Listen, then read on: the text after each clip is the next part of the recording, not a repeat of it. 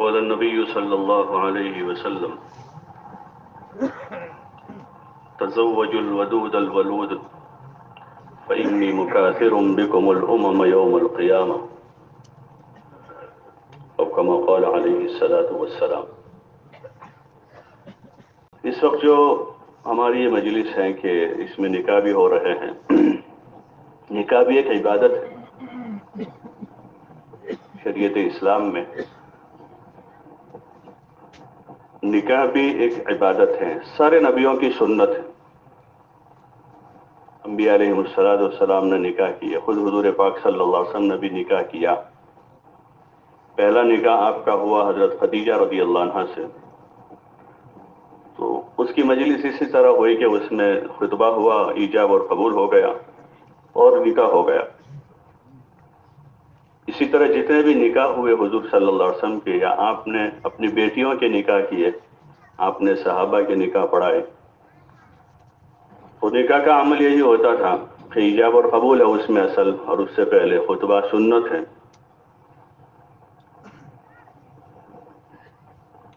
ایجاب قبول سے نکاح ہو جاتا ہے، مہر کے عوض میں گواہوں کے درمیان میں ہوا تو نکاح ہوگا۔ اتنا آسان ہے، سیدھا سا ہے، سمپل ہے،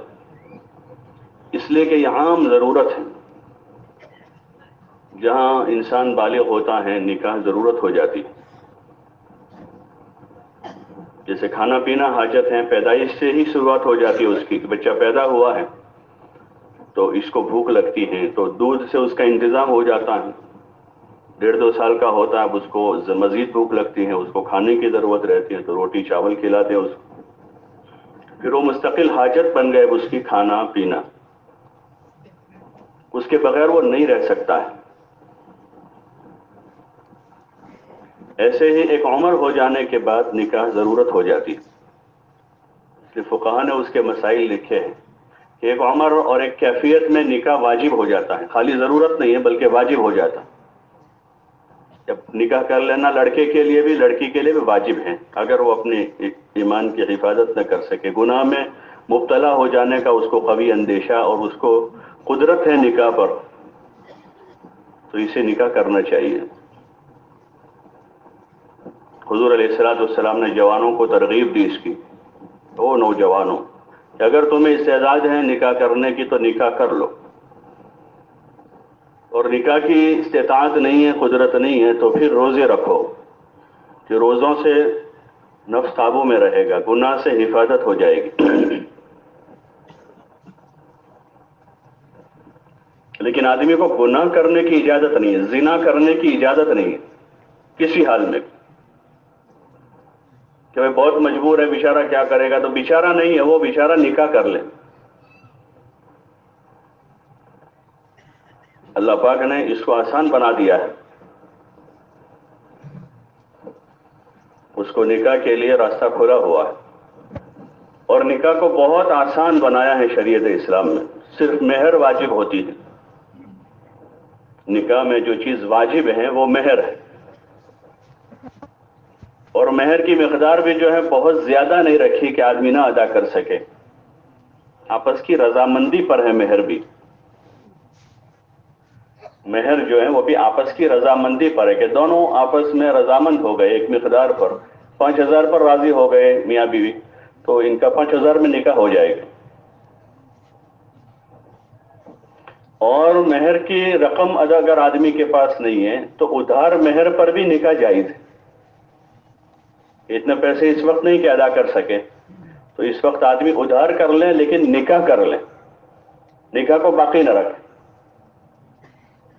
تو جو چیز نکاح میں واجب ہیں وہ نہ ہونے کی صورت میں ادھار مہر پر نکاح کرنے کی اجازت اور گنجائش ہے، تو پھر رسومات کی وجہ سے تاخیر کرنے کی کہاں گنجائش ہوگی کہ ہمارے پاس کھلانے کے پیسے نہیں ہیں، ویوہار کرنے کا پیسہ نہیں ہے، یا رہنے کے لیے بڑا مکان نہیں ہے۔ خیر مکان ضرورت ہے لیکن بڑا مکان ضروری نہیں ہے۔ اگر آدمی کے پاس ذاتی مکان نہیں ہے تو کرائے کے گھر میں آدمی اپنی بیوی کے ساتھ رہ لے، بڑا مکان نہیں ہے چھوٹا سا گھر بنا لے، اپنا ایک چھپر ٹھوک لے کہ جس میں آدمی رہ سکے۔ اور وہی ہوتا تھا ابھی تک، جب تک لوگوں میں نکاح کے معاملے میں سادگی تھی تو وہی ہوتا تھا، مہریں ادھار ہوتی تھی، یا مہر کا پیسہ نہیں ہے تو رشتہ دار بھائی بہن ابا امی مل کر رقم کر دیتے کہ بھائی اس سے مہر ادا کر دو، اور گھر نہیں ہوتا تھا تو کرائے کے گھر میں کمرے میں رخصتی ہو جاتی تھی۔ یہ مجمع میں جو بیٹھے ہوئے ہیں ان میں بہت سے ایسے ہوں گے جن کی رخصتی کرائے کے کمرے میں ہوئی ہوگی،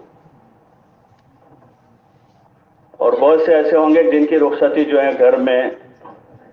پرانے زمانے میں میڑی بناتے تھے نا، میڑی لکڑوں کی پٹیوں کی، تو گھر میں ایسی میڑی تھی، اس کو ذرا سوار دیا، اوپر ایک بستر لگا دیا اور اس کو تھوڑا سا اس کی دیواروں کو چونا لگا دیا اور رخصتی ہو جاتی تھی۔ اس میں بہت سے ہوں گے جن کی رخصتی اس طرح ہوئی، اور 2 3 4 بچوں تک وہیں رہے، وہ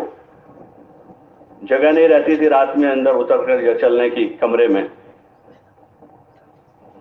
اور نکاح ہو جائے۔ اتنا آسان تھا نکاح،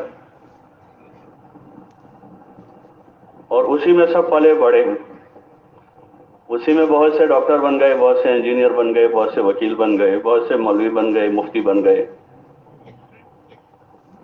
اتنا آسان تھا، اور ابھی بھی ہیں، تو اس کو جتنا آسان رکھیں گے وہ آسان ہو کر آسانی سے ضرورت پوری ہو جائے گی، اور اگر اس کو مشکل بنایا تو پھر وہ مشکل ہو جائے گا، اور گناہوں کے دروازے کھل جائیں گے۔ حضرت مولانا عمر صاحب پالنپوری رحمۃ اللہ علیہ فرماتے تھے کہ جب نکاح آسان ہوں گے تو زنا مشکل ہو جائے گا۔ جس معاشرے میں نکاح آسان ہوگا وہاں زنا مشکل ہوگا۔ آج بھی جن قبائلی علاقوں میں نکاح آسان ہے اور چھوٹی عمر میں نکاح ہو جاتا ہے، یعنی وقت پر، تو وہاں زنا کی گنجائش نہیں ہے۔ آج بھی اتنے زیادہ فساد کے ماحول میں بھی اس معاشرے میں بہت بڑا عیب ہے۔ زنا تو دور کی بات ہے کہ کوئی عورت بغیر پردے کے گھر سے نکل جاوے، یہ بہت مشکل کام ہے، اور نکاح ان کے وہاں آسان ہے۔ اور جس ماحول میں نکاح میں عمر زیادہ ہو جاتی ہے، 22 سال 25 سال 30 سال 35 سال 32 سال، لڑکی 24 سال کی ہو گئی، 25 سال کی ہو گئی اور نکاح نہیں ہو رہا ابھی تک، تو اس ماحول میں زنا عام ہے۔ یہ اس کا نتیجہ ہے، لازمی نتائج ہوتے ہیں، بعضے جو ہیں وہ لازمی نتیجے ہوتے ہیں کہ یہ ہوگا تو ایسا ہوگا، وہ اس کے ساتھ ہی ہوتا ہے، سکے کی 2 بازوؤں کی طرح۔ سکے کی ایک بازو اگر پائی جائے تو دوسرا اس کے ساتھ ہی چپکا ہوا ہے۔ جہاں نکاح مشکل ہوں گے اور بڑی عمروں میں ہوں گے تو وہاں زنا لازمی ہے۔ آدمی اپنی حاجت کہاں تک روکے گا؟ وہ لڑکی کہاں تک اپنی حاجت روکے گی؟ وہ تو اس پر حیا کا پردہ پڑا ہوا ہے، حیا کا، اور جب وہ حیا کی چادر بھی اٹھ گئی تو اب کیا بچا ہے؟ اب وہ حیا کی چادر بھی اٹھی ہوئی ہے، اب کچھ نہیں بچا ہے۔ جو چیز بیچ میں حائل تھی وہ ختم ہو چکی ہے، اب نتیجہ نکلے گا زنا ہوگا، اور ابتدائی زنا سے ہوگی۔ اس لیے اس کو عبادت بنانا چاہیے، اس کو آسان کر دینا چاہیے، اور وقت پر ہو جانا چاہیے کہ جہاں ضرورت پیش آ گئی نکاح کی، اب نکاح کر دینا چاہیے۔ اس کے عوارض پیدا ہو گئے، بہت سارے عوارض پیدا ہو گئے۔ عصری تعلیم کے فوائد جو کچھ ہوں گے اپنی جگہ ہیں، لیکن سب سے بڑا جو نقصان اس سے ہوا یہ ہوا کہ اس کی وجہ سے نکاح میں تاخیر ہونے لگی۔ یہ لڑکی پڑھ رہی ہے، ابھی تو اس کا یہ بی.کام باقی ہے، ابھی تو اس کا وہ باقی ہے، ابھی کالج میں ہے، 3 سال پورے کرے گی، یعنی 17 اور 3 20، اس کے 20 وہاں پورے ہوں گے۔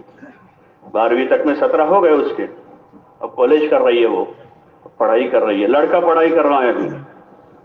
22 میں اس نے کسی چیز میں گریجویشن کیا، اب آگے پوسٹ گریجویشن ہے، آگے وہ MBA کر رہا ہے، MBBS کر رہا ہے، MD کر رہا ہے۔ تو جو تعلیم زندگی کے تعاون کے لیے تھی اور جو تعلیم زندگی کو آسان بنانے کے لیے تھی، اسی تعلیم نے زندگی کو مشکل کر دیا۔ یہ تعلیم تو اس وجہ سے تھی کہ آج زندگی آسان ہو جائے، جینا آسان ہو جائے، اور جو اصل حق ہیں انسانی برادری کے مردوں کی اور عورتوں کے کہ وہ سکون سے اپنی حاجتیں پوری کریں، اپنی ضرورتیں پوری کریں، اپنا کھانا پینا کپڑا مکان نکاح وہ آسانی سے پوری کریں، تو انہی ضروریات کی تکمیل کا انتظام کرنے میں زندگی کے 25 سال تو اس کے گزر گئے، اور اس کو بلوغت ہوئی تھی 14 سال میں، اس کے زندگی کے 11 سال بالغ ہونے کے بعد کے ضائع ہو گئے، اور سبھی جانتے ہیں کہ وہ عمر کہاں جاتی آدمی، اور اس وقت کی جو اس کی قوت اور جو اس کی انرجی ہے وہ پوری ختم ہو جاتی، اور آدمی جنسی اور جسمانی امراض کا شکار ہو جاتا ہے، ہزاروں نہیں لاکھوں میں ملیں گے وہ، بلکہ بعضے جو ہیں وہ اس کے ساتھ ساتھ جو ہے ذہنی امراض کے شکار ہو جاتے، سائیکولوجیکل ایفیکٹ ہو جاتی ہے دماغوں پر اس کی وجہ سے، اور وہ اس کا لازمی نتیجہ ہے، یہ ہونا ہے، یہ ہونا ہی ہونا ہے۔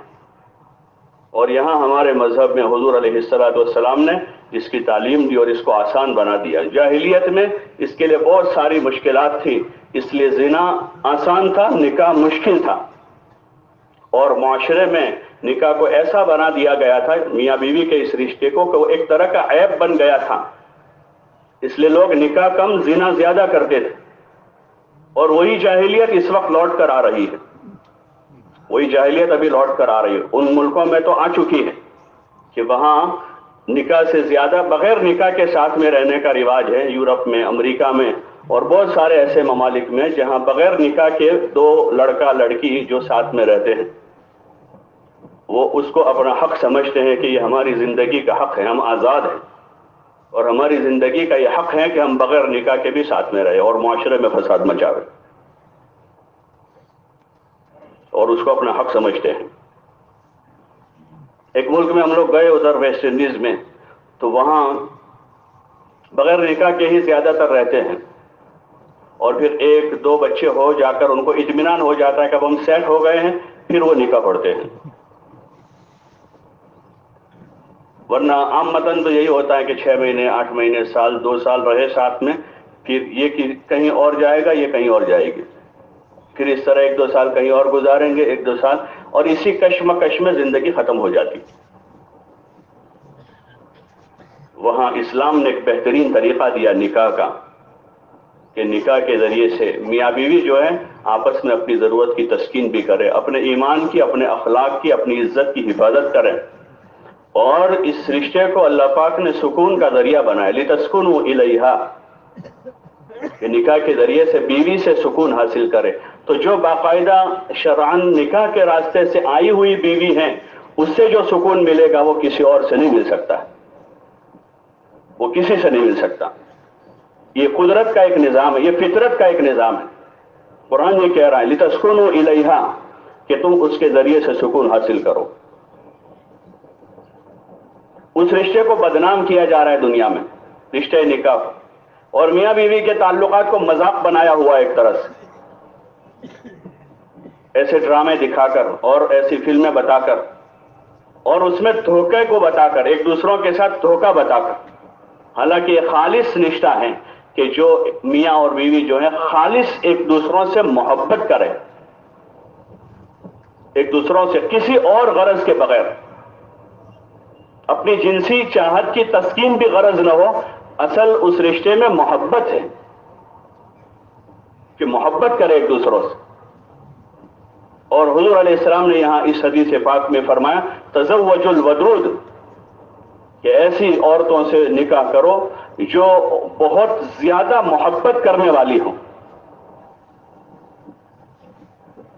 اپنے شوہر سے بہت زیادہ محبت کرنے والی ہو، ایسی عورتوں سے نکاح کرو۔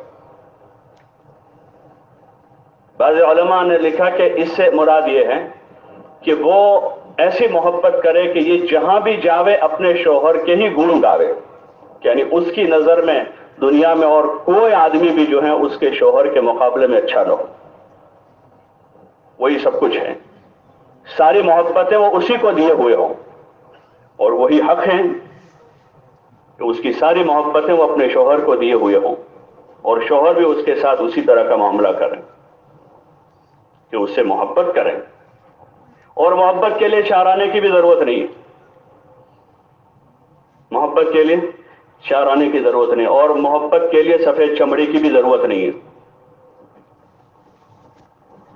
और मोहब्बत के लिए किसी हसब नसब की जरूरत नहीं है। वो एक दिल का एक ताल्लुक है कि आदमी अपनी बीवी से मोहब्बत करे। तो वो मोहब्बतें सामान के साथ वाबस्ता हो गई। अब मोहब्बतें साके क्या देंगे? जहां रिश्ता लेकर पहुंचे हैं लड़के वाले लड़की वालों के वहां, तो ठीक है, अच्छा लगा हमको तुम्हारा घर बेटा भी, लेकिन क्या दोगे? तो जो देंगे उससे मोहब्बत होगी, फिर जो मांग रहे हैं उसी से मोहब्बत होनी है, और फिर झगड़ा भी होगा तो उसी माल का ही होगा कि तुमने ये कम दिया और तुमने ये नहीं दिया, तुमने देकर ले लिया। तो वो चीजें बीच में आ गई और चीजों से मोहब्बत वाबस्ता हो गई। मियाँ एक तरफ हो गया, बीवी एक तरफ हो गई, और मोहब्बतें चीजों से है, इसलिए सारा फसाद उन चीजों की वजह से है। मोहब्बत फर्नीचर से है, कि मोहब्बत फर्नीचर से कि अगर दो बहुएं एक साथ आई हो, एक बहुत ज्यादा फर्नीचर लेकर आई और एक कम लेकर आई है, तो पूरे खानदान में जो कम लेकर आई है उसकी गत बन जाएगी। सारी वाहवाह और तारीफ उस बहू की होगी जो ज्यादा माल लेकर आई है, ज्यादा सामान लेकर आई। तो ये निकाह का रिश्ता खालिस नहीं है, ये चीजों के साथ वाबस्ता है, और इस रिश्ते से क्या भलाई मिलेगी? इससे तो लड़ाइयां होगी। और वही है कि ये रिश्ता इतना पाकीज़ा है, अल्लाह ने इसको पाकीज़ा बनाया है, और आपस की मोहब्बतों को बुनियाद बनाया है कि आपस में एक दूसरों से मोहब्बत करें और एक दूसरों का एहतराम करें, एक दूसरों की इज्जत करें, एक दूसरों का ख्याल करें और एक दूसरों के हक अदा करें। जो इसकी बुनियाद थी तो उसकी तालीम ही खत्म हो गई। आज हम देखें कि हमारे घरों में जवान बच्चियों को अपने शौहर के हक समझाए जाते, नहीं समझाए जाते, और उस बेटी को यह समझाया जाता है उसकी माँ के जरिए से, उसके बाप से, दादी से, नानी से, कि बेटा जो तेरा होने वाला शौहर है वही तेरे लिए सब कुछ है, तेरी सारी मोहब्बतें उसी के साथ वाबस्ता हो। इसीलिए उस और लड़की से कहा है कि वो उसके अलावा किसी और को नजर भर के न देखें, उसको इजाजत नहीं इसकी कि किसी और को नजर भर के देखें, और उस लड़की को इजाजत नहीं है कि वो अपने शौहर के अलावा किसी और के लिए ज़ीनत करे।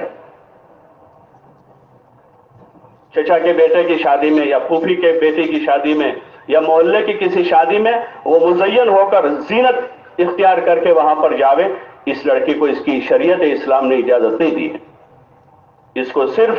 ज़ीनत की इजाजत है अपने शौहर के लिए कि अपने शौहर के सामने वो 60 साल की भी हो जावे तो दुल्हन बन के रहे, तो इसकी इजाजत है कि 60 साल की बूढ़ी को भी यही है कि वो अपने शौहर के सामने दुल्हन बन के रहे, उसके लिए वो ज़ीनत करे, उसके सामने अच्छे कपड़े पहने, साफ सुथरी रहे, मुज़य्यन रहे, जितने असबाब इख्तियार कर सकती है खूबसूरत से खूबसूरत दिखने के, वो अपने शौहर के सामने करें, और शौहर के अलावा किसी और गैर महरम के सामने उसको इजाजत नहीं कि वो मुज़य्यन होकर बगैर पर्दे के उसके सामने जावे, क्योंकि वो पूरी की पूरी उसके शौहर के लिए है। निकाह हो जाने के बाद अब उसका पूरा काबू और इख्तियार उसके शौहर को है, अब माँ बाप को गुंजाइश नहीं होगी। हाँ, जो एक मुआशरे का वो मारूफ उर्फ है, मुआशरे का मारूफ उर्फ होता है बाज़े,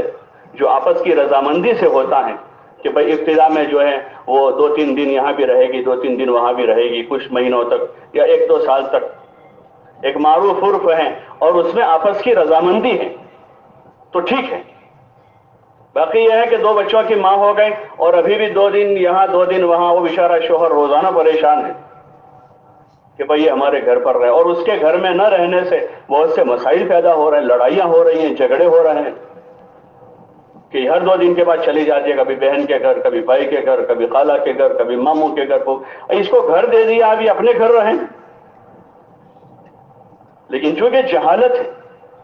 और पता नहीं है और न वो दीन सीखा है, तो इसलिए बहुत सारे मामूली चीजों की वजह से शौहर के साथ झगड़ा, और वो बेचारा है, मजलूम है वो, क्योंकि सभी यही कह कि बेचारे ने आवाज नहीं देता, वही रोजाना कहाँ आने देगा वो, وہ روزانہ کہاں آنے کا؟ فقہا نے کیا مسائل لکھے اس کے کہ کتنے دنوں میں اپنے والدین کی زیارت کے لیے جاوے عام حالات میں. ہاں اگر بیمار ہیں ان کو خدمت کی حاجت ہے تو اس میں پھر کیا ترتیب ہوگی. باقی عام حالات میں وہ کتنے دنوں میں اپنے بھائی بہن کے گھر جاوے. یہ ہمارا ضروری دین ہے, یہ ہمارا علم ہے, وہ علم نہیں ہے. اس لیے جہالت کی وجہ سے لڑائیاں ہیں, اور یہ جہالت کا لازمی نتیجہ ہے لڑائی, کیونکہ جہالت ہوگی حق ادا نہیں ہوگا, اور حق ادا نہیں ہوگا تو جھگڑا ہوگا. اس لیے جہالت دور کرنے کی محنت کرنی ہے, بجائے کہ ہم شادیوں کے موقعوں پر منڈپوں میں اور اس میں یعنی کھانے پینے میں اور کپڑوں میں لاکھوں روپے لٹا دیں. اس کے بجائے یہ ہے کہ اس لائن کے علم کو زندہ کرنے کی ضرورت ہے. بچی کو وہ سبق سکھانے کے کہ وہ رخصت ہو کر جا رہی ہے, اب وہ اپنے شوہر کے پاس جا رہی ہے, تو جو حقوق ہیں وہ قوم اور سماج نے نہیں, وہ حق اللہ نے دیے ہیں کہ اس کے اوپر اس کے شوہر کے کیا حق ہیں. اور لڑکے کو یہ سمجھانے کی ضرورت ہے کہ اس کے اوپر اس کی بیوی کا کیا حق ہے. وہ اس کے گھر میں نوکر بن کر نہیں آئی ہے, بلکہ وہ بیوی بن کر آئی. اور بیوی کسے کہتے ہیں؟ ایک پاکیزہ رشتہ ہے یہ کہ وہ بیوی بن کر آئی ہے. اس کا حقوق کے اعتبار سے کچھ حقوق کی تعین ہے, باقی درجہ اس کا کم نہیں ہے. اللہ پاک نے اسے عزت دی ہے. مردوں سے کہا ہے کہ ان کے حق کے بارے میں آدمی چوکن نہ رہے, اس کا حق ادا کرے. وما ملکت ایمانکم, کہ جو تمہارے تابع ہیں جن کے حقوق ہے ان کے بارے میں حضور علیہ السلام نے آخری نصیحت کی, نماز کی نصیحت کی, الصلاۃ وما ملکت ایمانکم. ایک تو نماز کا اہتمام کریں, اور جو تمہارے دست نگر ہیں ان کے بارے میں اللہ سے ڈریں, ان کا حق ادا کریں. وہ نوکر بن کر نہیں آئی, بیوی بن کر آئی, تو اس کا حق کیا ہے؟ اعتدال کے ساتھ حق ادا کریں, اس میں بھی تجاوز نہ کریں. معاشرے میں بہت سی چیزیں جو ہیں وہ عموماً چونکہ انسانی مزاج میں افراط و تفریط ہے, اسی لیے تو اللہ پاک نے شریعت اتاری کہ لوگ افراط و تفریط سے بچ جاویں اور شریعت کی روشنی میں زندگی گزاریں. تو دونوں پہلوؤں میں افراط و تفریط ہے, بعض جگہ ظلم ہے تو بعض جگہ حد سے زیادہ ان کو آزادی دے دی, کوئی پرسان حال نہیں ان کا. شوہر ہو کر بھی وہ شوہر بن کے گھر میں نہیں رہ رہا اپنی بیوی اور بچوں کے ساتھ, اور باپ بن کے نہیں رہ رہا, دستنگر ہے, وہ تابع ہے. بیوی بھی اور بچے بھی یہ تابع ہے, وہ اس کی رائے کے مطابق زندگی گزاریں گے. ٹھیک ہے, یہ زبردستی نہیں کرے گا ان کے اوپر, سمجھائے گا, مارکوٹ نہیں کرے گا, گالی گلوچ نہیں کرے گا, لیکن ان کو ان کی آزاد روش پر بھی نہیں چھوڑے گا. وہ تو جانور پنا ہے, پھر انسان اور جانور میں کیا فرق بچ گیا؟ اس لیے حضور علیہ الصلوۃ والسلام نے مردوں کے ذمہ داری رکھی, اور کلام پاک نے مردوں کو قوام کہا, الرجال قوامون علی النساء. عورتیں ان کی ماتحتی میں زندگی گزاریں گی, اپنی آزادی سے زندگی نہیں گزارے گی,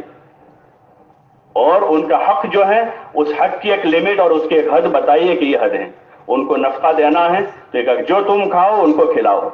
جو تم پہنو وہ ان کو پہناؤ, تم جیسے مکان میں رہ رہے ہو ایسے مکان میں ان کو رکھو, یہ ان کا حق ہے. ان کو آزاد نہ چھوڑ دیں. اللہ پاک نے مال دیا ہے تو وہ مال آزادی اور عیاشی کے لیے نہیں دیا ہے, وہ مال حق کی ادائیگی کے لیے دیا ہے. اس میں بیوی بچوں کا جو حق ہے, تو جو ان کا حق بنتا ہے اس کو تو شریعت نے اور حضور علیہ السلام نے فرمایا کہ بہترین صدقہ وہ ہے جو آدمی اپنے اہل و عیال پر خرچ کرے, وہ ان کا نفقہ ہے کہ ان کو کھانا پینا اور ان کی ضروریات کو آسانی سے مہیا کر دے. لیکن ان کو اتنے زیادہ ڈھیل اور چھوٹ نہ دے دے کہ وہ آوارہ ہو جائے,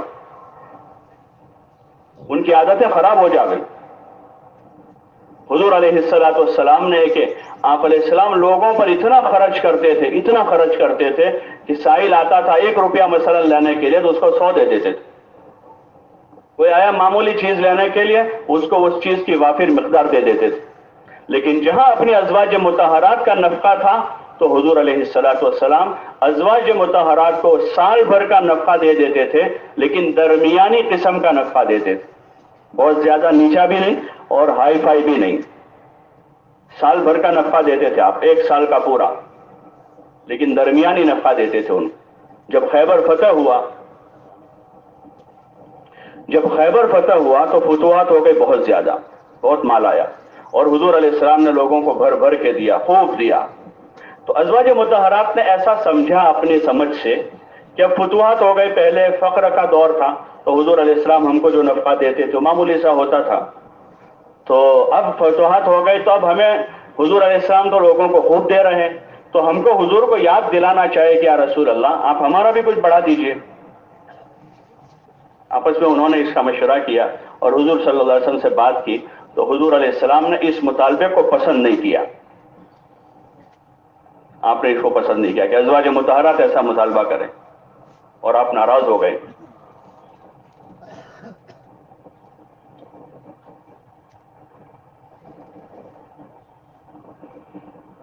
اور آپ علیہ الصلوۃ والسلام کے اس عمل کی اللہ پاک نے تائید کی، اس کی تائید کی، اور آیت نازل ہوئی اور اس میں ازواج مطہرات کو اختیار دیا کہ اگر آپ رسول صلی اللہ علیہ وسلم کے ساتھ رہنا چاہتی ہو تو پھر اسی طرح رہو جس طرح آپ رہ رہی ہو، اور اگر آپ چاہتی ہو دنیا کا مال و متاع تعالین امتعکن واسرحکن سراحا جمیلا، تو پھر آ جاؤ، میں تم کو خوب نواز دوں اور دنیا دے دوں اور تم پھر مجھ سے الگ ہو جاؤ، حضور صلی اللہ علیہ وسلم۔ اور ان سے کہا کہ تم مشورہ کر لو اس کا، تو ازواج مطہرات نے مشورہ کیا اور یہ فیصلہ کیا کہ ہم تو حضور صلی اللہ علیہ وسلم کو پسند کرتے ہیں، دنیا کو پسند نہیں کرتے۔ تو آپ نے اپنے ازواج کے لیے اس کو زیادہ پسند نہیں کیا کہ زیادہ فراوانی ہو اور زیادہ وسعت ہو جاوے، آپ نے ان کو درمیانی نفقے پر ہی راضی کیا اور ان کو کہا کہ اگر آپ کو چاہیے تو ٹھیک ہے دے دیں، لیکن پھر رسول صلی اللہ علیہ وسلم کے ساتھ رہنا نہیں ملے گا، اور اگر رسول صلی اللہ علیہ وسلم کے ساتھ رہنا ہے تو پھر اسی طرح آپ کو رہنا ہے۔ اور اس بات پر ان کو آمادہ کیا اور امت کو تعلیم دی کہ چاہے مال کتنا بھی آ جائے، حضور علیہ السلام کے پاس بہت مال آیا، ایسا نہیں تھا کہ آپ کا جو فقر تھا وہ فقر ہی تھا، آپ کے پاس بہت مال تھا آیا، لیکن آپ علیہ السلام نے اس کو چلتا کیا، اپنے پاس نہیں رکھا، جمع نہیں کیا، اس کو جمع نہیں کیا، یہاں تک کہ آپ کی اپنی بیٹی حضرت فاطمہ رضی اللہ عنہا جن سے آپ علیہ السلام کو سب سے زیادہ محبت تھی، بہت محبت تھی حضرت فاطمہ سے، ظاہر ہے بیٹیوں سے ہر ایک کو لگاؤ ہوتا ہے، آج اتنے گئے گزرے دور میں بھی لوگوں کو اپنی بیٹیوں سے کتنا تعلق ہوتا ہے، اور جتنی عمر بڑھتی ہے اتنی اور زیادہ بیٹیوں سے نوازوں سے محبت بڑھ جاتی ہے، اور حضور علیہ الصلوۃ والسلام کی محبت خالص محبت ہے اپنی بیٹی سے۔ تو حضرت فاطمہ رضی اللہ عنہ کا نکاح حضور علیہ السلام نے حضرت علی سے کیا۔ حضرت علی فقیر آدمی تھے، حضرت علی فقیر آدمی تھے جن کے پاس کچھ بھی نہیں تھا، مہر دینے کے بھی پیسے نہیں تھے اور ولیمہ کرنے کا بھی پیسہ نہیں تھا، ایک بکری کی ذبح کر کے ولیمہ کر دے اتنا بھی پیسہ نہیں تھا، اور نہ اپنے نکاح کی مہر ادا کرنے کا پیسہ ہے۔ حضرت ابوبکر رضی اللہ تعالیٰ عنہ سے ادھاری ہوئی، قرض لیا، اور پھر اس کے بعد معاملہ ہوا آگے، اور حضور ان کی مہر انہوں نے ادا کر کے ان کے ساتھ نکاح کیا۔ حضرت علی رضی اللہ عنہ چونکہ حضور صلی اللہ علیہ وسلم کے پاس ہی پلے بڑے تھے، چھوٹے تھے تب سے حضور علیہ السلام نے ان کو لے لیا تھا ابو طالب سے، کیونکہ ابو طالب کی اولاد زیادہ تھی اور فقیر آدمی تھا، حضور علیہ السلام کا بچپن ان کے وہاں گزرا، تو ان کے حالات ان کے سامنے تھے کہ غریب آدمی ہیں، بلکہ خود نبی کریم صلی اللہ علیہ وسلم بھی جب مکہ میں ابو طالب کے گھر پر تھے تو بکریاں چرا کر جو اجرت آتی تھی اس سے چچا کی مدد کرتے تھے گھر کے خرچے میں، اور جب آپ تھوڑے بڑے ہوئے تو پھر حضور علیہ السلام نے ابو طالب سے کہا کہ علی مجھے دے دو، میرے ساتھ رہے، تو حضرت علی کو اپنے پاس لے لیا اور ان کی پرورش حضور کے پاس ہوئی، اس لیے انہوں نے بچپن میں ہی جیسے آپ کو نبوت ملی وہی بچپن میں وہ تقریباً 7-8 سال کی عمر کے اسلام قبول کر لیا، اور پھر وہ حضور صلی اللہ علیہ وسلم کے ساتھ رہے۔ وہ جب نکاح ہوا تو حضور نے ہی نکاح کروایا، تو گویا کہ وہ حضور علیہ السلام کے گھر کے ہی فرد تھے، ان کے کوئی سامنے ماں باپ اور دوسرے کوئی رشتے دار تو تھے نہیں، تو اب حضور علیہ السلام کو میاں بیوی ہیں، جہاں سگی بیٹی ہے اور اپنے گھر میں رہا ہوا بچہ اس کو رخصت کر رہے ہیں، تو ان کے پاس ضروری سامان تو کچھ بھی نہیں تھا، تو حضور علیہ السلام نے ایک چکی ہے، بستر ہیں اور کچھ ضروری سامان ان کو دیا رخصتی کر، تاکہ ان کا، کیونکہ وہاں عرب کا دستور یہ تھا کہ پہلے دن سے چولہا الگ ہوتا تھا، تو ان کو تھوڑا سا ضروری سامان دیا، وہ ان کی ضروریات تھی۔ ایسے بھی اگر اس زمانے میں اگر کوئی ایسا داماد ہے اور اس کو گھر بنا کر پورا دے دے تو کیا حرج ہے، کہ بھئی داماد غریب ہے، اس کے پاس گھر نہیں تو گھر بنا کے دے دیا. لیکن یہ عقل مندی ہے بھئی 50 جوڑی کپڑے، 70 جوڑی کپڑے اور پورے محلے کا منڈپ باندھا ہے 50,000 کے بھاڑے کا. یہ عقل مندی نہیں ہے، یہ اسراف ہے. یہ اسراف، اور اسراف سے اوپر تبذیر ہے، اور تبذیر یعنی عذاب کا الارم ہے. تبذیر یعنی ابھی آخری گھنٹی ہے عذاب کی. لو اردنا ان نهلك قرية امرنا مترفيها ففسقوا فيها فحق عليه القول فدمرناها تدميرا، کہ جب ہم کسی بستی والوں کو ہلاک کرنے کا فیصلہ کر لیتے ہیں تو وہاں کے مال والوں کو ہم طرف میں لگا دیتے ہیں کہ وہ خواہشات پر اپنا مال لگاتے ہیں. اور یہ خواہشات کے علاوہ چاہے کوئی کچھ بھی تعویل کرے، جس چیز کو شریعت نے اتنا آسان بنا دیا ہے کہ مسجد میں لے جا کر بس اعلام ہو کہ زیادہ سے زیادہ لوگوں کو پتا چلے کہ ان دو کا نکاح ہو گیا، اتنا مقصود ہے. تو ہمارے یہاں جمعہ کی نماز میں 200 500 1000 مصلی ہوتے ہیں. جمعہ کی نماز میں لا کر آدمی نکاح کر دے، اعلام ہو گیا ہے. اور جہاں کسی مستحب یا سنت عمل میں مفاسد کا خطرہ ہو تو پھر اس کا ترک افضل ہوتا ہے. تو جہاں اگر ولیمے میں مفاسد کا خطرہ ہے کہ بڑا ولیمہ کریں گے تو لڑکے لڑکیاں جمع ہوگی اور خاندان والوں کو شکایتیں پیدا ہوگی اور بہت سارے جھگڑے ہوں گے، تو بجائے اس بڑے ولیمے کے 2-5 آدمی ولیمے کا کھانا کھا لے، ولیمے کی سنت بھی ادا ہو جائے گی اور ولیمہ کرنے کی کوئی ضرورت نہیں ہے. سر 5 آدمیوں کو 10 آدمیوں کو بلا کر کھانا کھلا دے. اپنے گھر میں روزانہ 10 کا پکتا ہے، اس دن 20 آدمیوں کا پکا لے. باقی یہ سمجھداری نہیں. آدمی چاہے کتنے ہی تعویل کرے ان چیزوں کی، کتنی تعویل کریں، آدمی خود اپنے آپ کو دھوکہ دے رہا ہے اور اپنا مال اسراف اور طرف میں لگا رہا ہے. اس کی گنجائش نہیں ہے کہ آدمی بیجا مال خرچ کر دے. مال بہت قیمتی سرمایہ ہے جو ضرورت سے زائد خرچ کرنے کی اجازت نہیں ہے. ہاں، اپنے لڑکی لڑکیوں کو اس طرح سے تعاون کر دے کہ مستقبل میں ان کو کچھ کام لگ سکے. ان کو زمین کا ٹکڑا دلا دے، بھائی لڑکی کو دینا ہی دینا ہے تو فرنیچر آدمی بنا رہا ہے اس زمانے میں، اور فرنیچر رکھنے کی اس کے کمرے میں جگہ بھی نہیں ہے. 12x12 کا فرنیچر ہے اور اس میں 8x8 کا فرنیچر ہے، اس کی جگہ بھی نہیں اس فرنیچر. لیکن ایک رواج بنا ہے. اور یہ جو فرنیچر یہ فرنیچر یہ جہیز کی ابتدا ہے. یہ جہیز کی جس معاشرے میں، جیسے میں نے عرض کیا کہ اتنی سادگی سے نکاح ہو جاتے تھے کہ وہاں کمرہ بھی نہیں ہے تو میڑی پر اوپر ایک پلنگ لگا کر دیواروں کو چونا لگا دے کر وہاں رخصتی ہو جایا کرتی تھی اور 4 بچے یعنی 8-10 سال وہاں گزر جایا کرتے تھے. اس معاشرے میں اس فرنیچر کی کیا ضرورت ہے؟ اور اگر ضرورت ہوگی تو لڑکا بسائے گا اپنے حساب سے، اس کا گھر ہے، اس کو 2-4 کرسیوں کی ضرورت ہے، لا کے رکھ دے گا وہ مہمانوں کے لیے. باقی سادہ نظام جو ہے، سادگی میں مزہ ہے، اس میں آسانیاں ہیں. ہاں، دیکھا دیکھی نہ کریں اور اس کو سادہ بناویں. اور جو اس کے بعد کے رسم و رواج ہیں نکاح کے بعد ولیموں میں اور رخصتیوں میں، یہ عقل مندی نہیں ہے. کوئی شریف انسان ان چیزوں کو سوچ نہیں سکتا ہے.